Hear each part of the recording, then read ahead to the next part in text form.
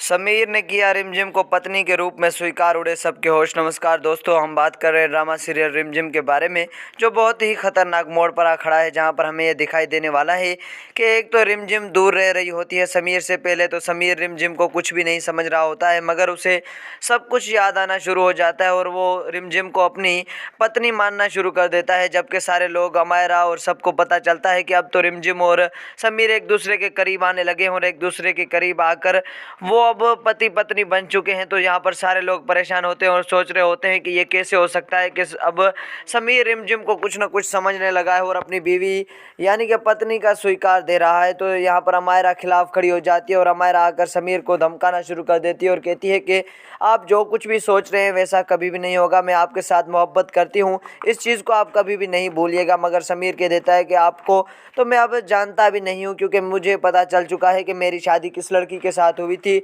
और रिमझिम और मैं एक दूसरे से मोहब्बत करते थे, हमारी शादी भी हो चुकी है, मैंने उसे पत्नी का रूप भी दे दिया है। तो यहाँ पर अब अमायरा परेशान हो जाती है, जबकि सारे घर वालों को बता देती है कि अब रिमझिम और समीर पहले की तरह खुश हो चुके हैं और पहले की तरह एक दूसरे से मोहब्बत करने लगे हैं और एक दूसरे के साथ करीब आ चुके हैं। तो यहाँ पर सारे घर वाले यही सोच रहे होते हैं कि ये कैसे मुमकिन है कि समीर और रिमझिम एक ही सूरत हाल पर पहुंच चुके हैं और एक दूसरे से मोहब्बत करने लगे हैं।